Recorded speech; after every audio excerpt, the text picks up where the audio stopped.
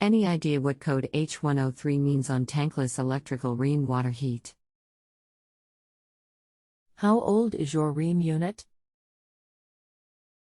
Newly installed.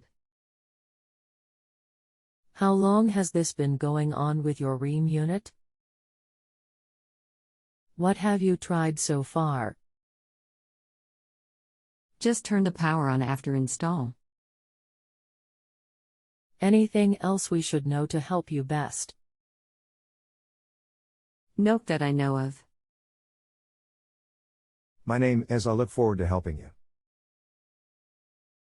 If prompted for a phone call, the website does that automatically.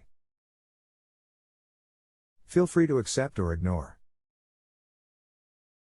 They are actually made by a company called Ecotemp. Your code indicates a high limit switch has been tripped. If you have a home improvement or appliance question and want to chat with an expert now, visit justanswer.com/ythi.